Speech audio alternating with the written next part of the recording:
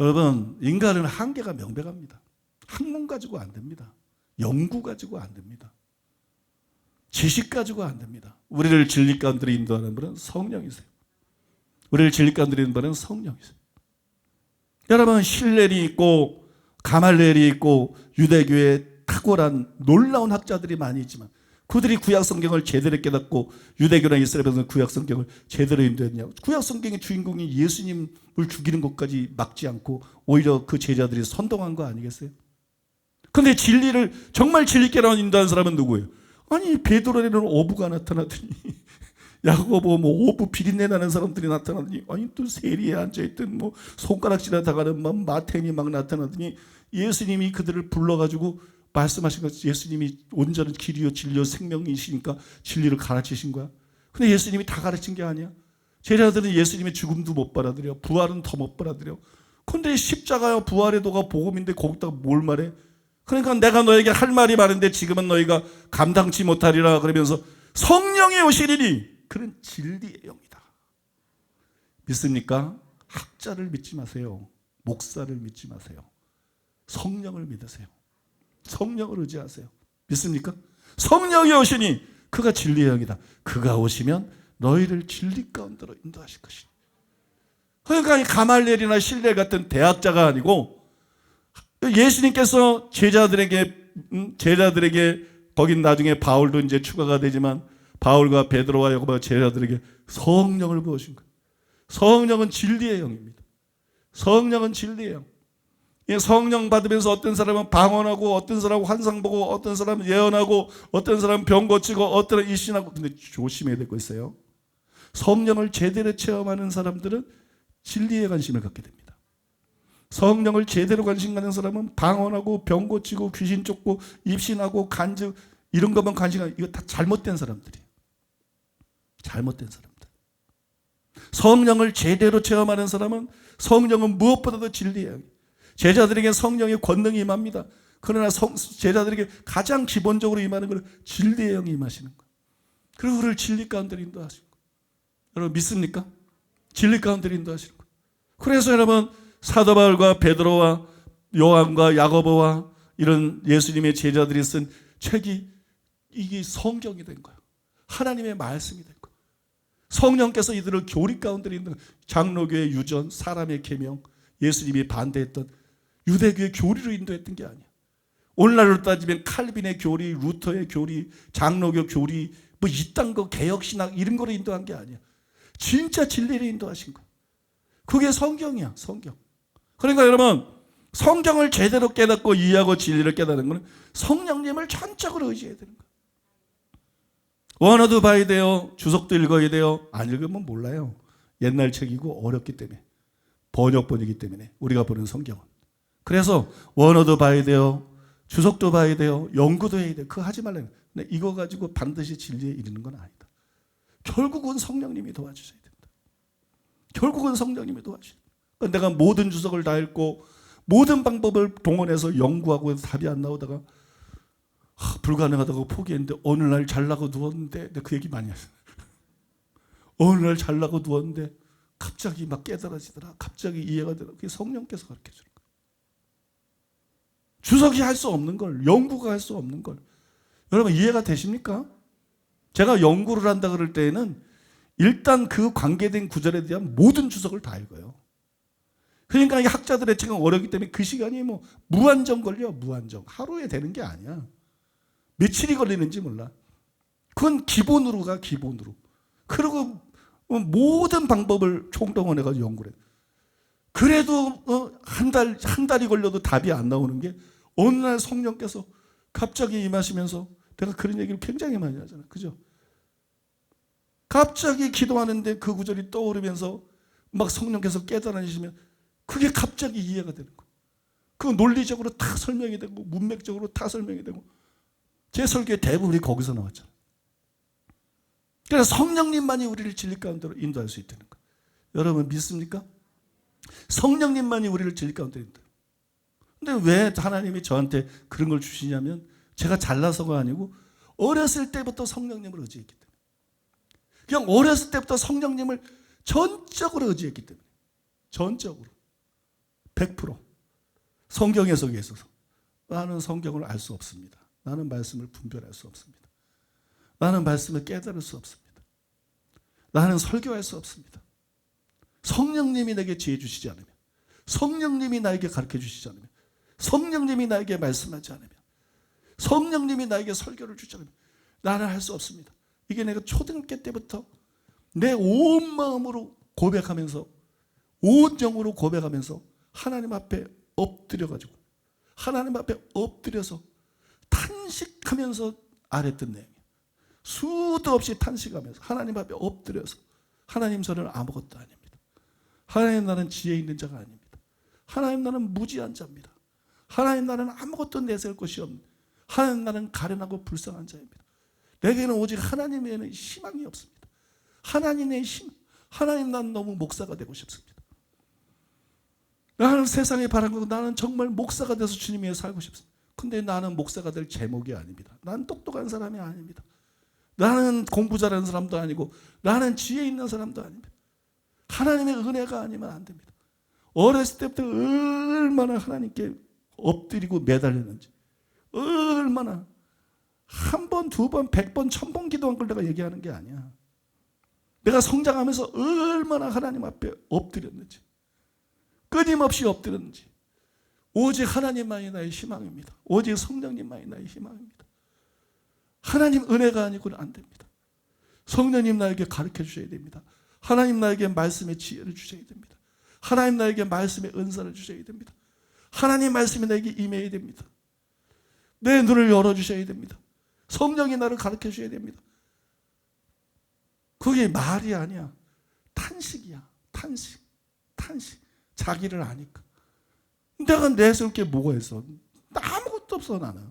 그러니까 자기 주제를 아니까, 자기 그 좌절을 아니까, 한계를 아니까, 이게 내 영혼에서부터 그냥 끊임없이 올라오는 탄식이야. 탄식. 좌절과 절망감을 느끼면서 탄식하는 거야. 나는 하나님 은혜 외에는 희망이 없는 사람이다. 나는 하나님 성령님이 도와주시면 나는 아무것도 아니다. 아무것도 아니다. 그거를 여러분 어렸을 때부터 여러 해를 기도를 해온 거야. 하루 이틀이 아니라 여러 해를 하는, 그 기도를 하나님이 들으신 거야. 그 기도를. 그래서 신학생 때 내가 꿍꿍처럼 내가 이 말씀 연설을 이 성경을 정확하게 해석할 수 있는 이 은사를 누굴 줄까? 한국과 미국과 영국과 일본과 아시아와 유럽과 아프리카와 아메리카를 찾아다가 너를 발견했다. 왜 하나님 나 알면 내가 뭐 잘났다고? 잘난 거 없어. 근데 하나님이 찾는 사람은 어떤 사람이냐? 이게 내가 어렸을 때부터 내 가슴에 이렇게 기록이 되어 있는 말씀이야. 대저 여호와의 눈은 온 땅을 두루 감찰하사 전심으로 하나님을 향하는 자를 위하여 능력을 베푸시나니. 역대하 16장 9절. 어렸을 때부터 내가 붙잡은 말씀이에요. 대저 여호와의 눈은 온 땅을 두루 감찰하사 사람을 찾는다. 어떤 사람 찾느냐? 형제들을 부르시고 보라. 육체를 떠나 지혜 있는 자가 많자고 능한 자가 많자고 문벌 좋은 자, 이런 그런 걸 찾는 게 아니야. 누굴 찾느냐?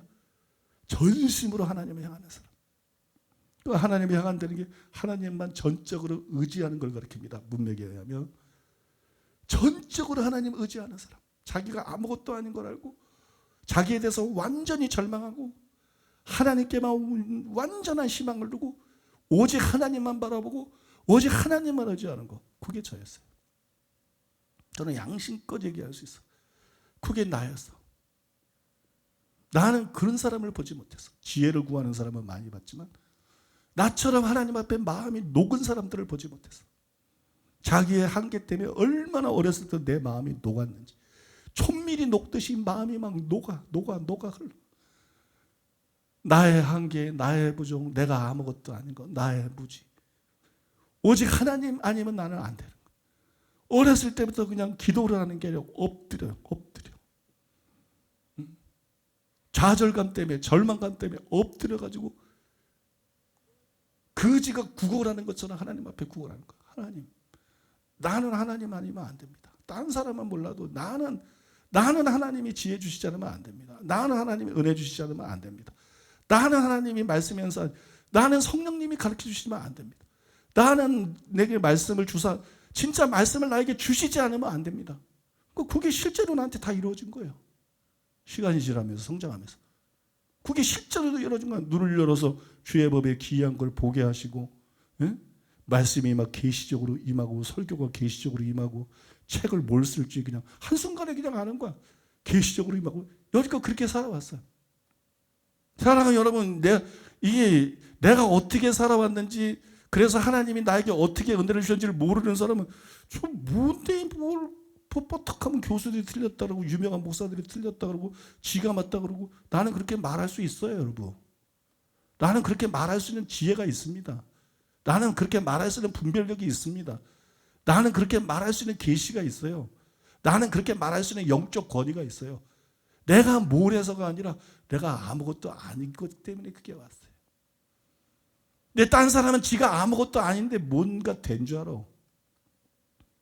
헬라어지만 하면 뭐가 된 줄 알고, 신학 박사 그까짓 거 아무것도 아니고 하면 뭐가 된 줄 알고, 교수 되고 총장 되면 뭐가 된 줄 알고, 강해 설교 좀 하면 그까지 머리 좀 굴려가지고 강해 설교하면 그게 뭐가 된 줄 알고. 응? 나는 그들과 다릅니다, 여러분. 근본적으로 다릅니다, 이 문제에 있어서는. 어렸을 때부터. 그러니까 제가 이 버릇처럼 은혜 그러는 거예요. 은혜로 됐다. 여러분, 내 지혜로 되고 내 능력으로 되고 이런 게 아니야. 진짜 은혜로 된 거야. 은혜. 여러분 믿습니까? 이게 정말 은혜로 된 거야. 그래서 하나님께 감사드리고 하나님께 영광 드릴 수밖에 없는 거야. 내가 담대한 얘기를 많이 합니다. 그건 바울도 그랬어. 왜냐면 자기가 받은 은혜를 자기가 압니다, 여러분. 내 양심이 내가 받은 은혜를 부인할 수가 없어요. 그러면 내가 받는 계시는 어디서 오는 거예요? 내 설교는 어디서 오는 거예요? 내가 쓴 책들은 어디서 오는 거예요? 어?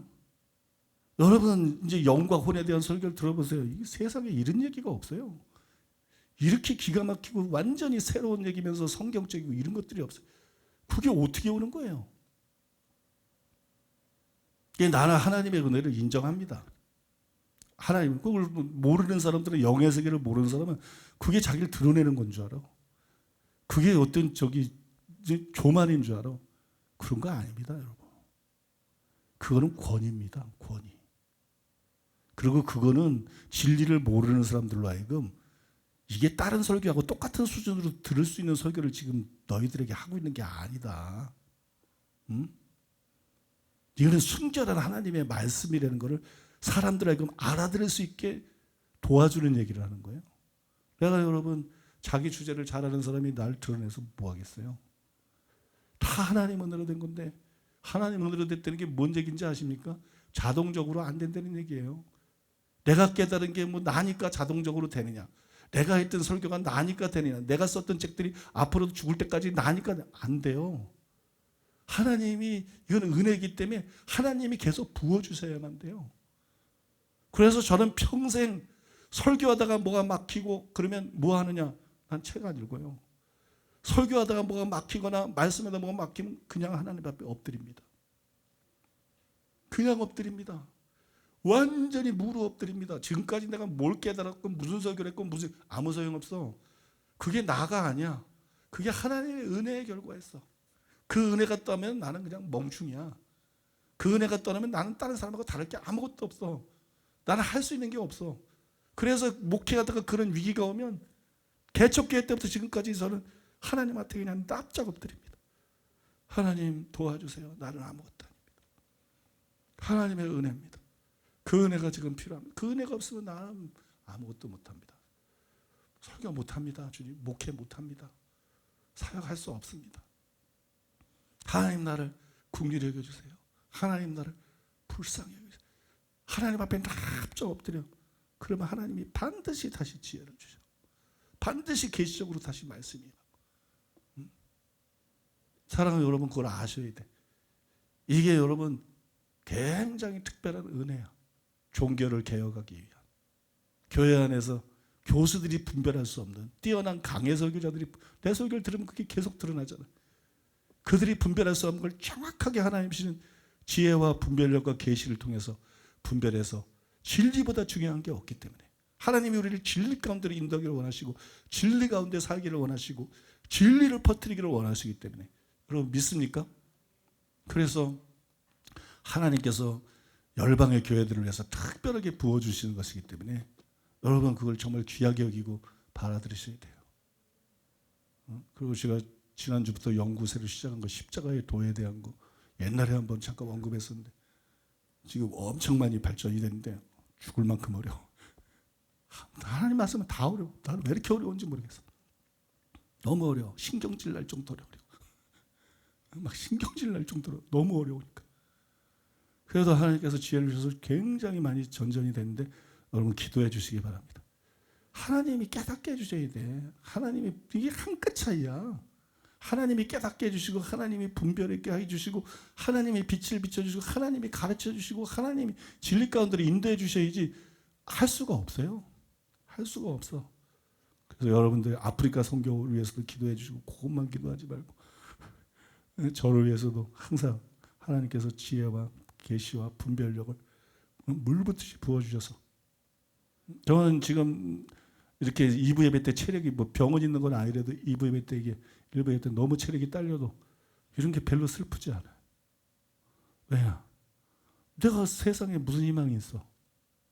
아무것도 아닌 나에게 하나님이 불러주시고 목사로 세워주시고 남들이 비판하고 공격하든 말든 어느 교회에서도 규명할 수 없는 그런 진리들을 계속 분별하게 하시고 규명하게 하시고 정립하게 하시고 한국이 이기적이고 강팍해가지고 이놈이 사천인 땅 사면 배 아파하는 민족이라 가지고 목사들이 시기심 때문에 매도라고 그래도 아프리카의 순수한 사람들이 받아들여가지고 아프리카에 지금 여러분 우리 성도가 5만 명이 훨씬 넘습니다. 3년 지났어요. 3년. 그러면 3년 지나면 아프리카에 우리 성도가 몇 명 될 것 같아요? 세계 최대의 교회 되는 거 시간 문제입니다. 여러분. 영어는 똑같아. 예? 아프리카나 한국이나 믿습니까? 아프리카나 한국이나 백인이나 영어는 똑같아. 엄청난 많은 영혼들이 우리 교회를 통해서 구원을 받을 거예요. 하나님이 위로를 해주시는 거야. 한국 사람들이 완악하고 강팍하고 교만해서 받아들이지 않는 걸 그래도 이것이 참된 진리이기 때문에 이런 진리를 받아들일 때 어떤 일이 일어나는가를 봐라. 어떻게 교회들이 바뀌고 어떻게 목사들이 바뀌고 어떻게 영혼들이 바뀌는지를 봐라. 결국은 내가 이 진리를 사용할 것이다. 결국은 내가 이 진리를 전 세계로 퍼뜨릴 것이다. 그러니까 저는 아무 적이 없어. 그냥 열심히 연구하고 근데 체력이 안 받쳐주니까 쉴 땐 열심히 쉬고 텔레비도 보고 산에도 가고 그다음에 그 체력이 될 때는 열심히 연구해가지고 계속 지금 설교하는 것보다 다 책으로 나오잖아. 왜 그래? 그게 계시적이니까 그렇지. 그게 그냥 사장될 수 있는 내용이 아니니까 그렇지. 그게 정확하고 깊은 메시지니까 여러분이 다 들었으니까 증인이잖아. 믿습니까? 점점 그런 것들이 강해지잖아. 믿습니까? 그래서 여러분 내 건강 주시는 데까지 내 생명 주시는 데까지 열심히 연구하고 열심히 설교하고 열심히 책 써서 다 해놓고 난 죽으면 돼. 그래서 나는 별로 안 슬퍼. 내가 건강 아무튼 이부 때 힘든 것도 안 슬프고 힘 빠지는 것도 안 늙는 사람 뭐 있어? 안 슬퍼. 그냥 나는 아무것도 아닌데 하나님께 써주셨으니까 더 주님 닮은 사람이 되지 부족하니까 더 주님 말씀대로 사람 그거 기도하고 그 다음에 하나님이 말씀에서 주신 대로 열심히 써가지고 그거 남겨놓고 그래서 죽는 거 믿습니까? 그러면 하나님이 이걸 통해서 나는 아무것도 아니지만 그렇다고 내가 큰 자도 아니고 하나님이 아무것도 내 주제 파악한 것 때문에 불쌍히 여기셔서 이런 은사를 주셔서 쓰시는 것이지만 이걸 통해서 미래에는 얼마나 큰 열매가 맺혀질 것인가, 얼마나 엄청난 하나님의 역사가 일어날 것인가. 그거 보고 난 죽으면 되는 거야. 그러니까 여러분들이 내가 힘들어해서 슬퍼할 일도 아무것도 없어. 난 그러면 죽으면 되는 거고 여러분의 사명이 있는 거고. 믿습니까? 여러분 돈 벌어야 돼. 돈 벌어야 돼. 응? 여러분 돈 벌어야 돼. 복 받아야 돼. 지금 아프리카가 정규적으로 나가는 것만 매달 2억 정도가 나가. 우리 교회에서. 정규적으로 아빠자 선교에 나오는 거라 매달 2억이 나가요. 근데 이게 처음에 시작 때 매달 한 4천만 원 나가면 됐어. 근데 얼마도 안 되는데 거의 2억이 나가. 지금 이번 주에도 아까 말했잖아. 45개에 들어오고 5천 명이 들었어. 그러면 그 45명 목회자들 사례비 매달 다 줘야 돼요, 우리가. 아프리카는 너무 그 약해서 성금이 안 나오니까 목회자가 먹고 살 수도 없고 목회를 할 수가 없어. 그래서 주는 거야. 괜히 주는 게 아니고. 그러니까 이게 여러분 1년 뒤, 2년 뒤, 10년 난 요새 기도할 때마다 돈 달라 그래요. 하나님한테. 하나님, 내가 담임 목사니까 어깨 너무 무거워. 부담스러워. 하나님 지금 매달 2억이에요. 2억. 앞으로 몇 년 뒤에 얼마가 필요할지 알 수가 없어요, 주님. 응? 근데 한국은 완화가고 강박해서 교회가 빨리 부흥 안 되고 하나님 돈 주세요. 하나님 돈 주세요. 제가 고등학교 때 하나님한테 막 그렇게 해서 나중에 100억이 필요하면 100억을 주시고 1000억이 필요하면 1000억을 주시고 조를가 필요하면 조를 주시고 경이 필요하다가 그럴 때는 경을 줄 줄로 나는 믿습니다. 그때 다 믿어놨어. 경을 줄 줄로 믿습니다. 하나님께서 나에게 경을 주는 날은 마귀가 경치는 날이 될 줄로 믿습니다. 근데 이제 고등학교 때 내가 했던 그 기도를 다시 하는 거야.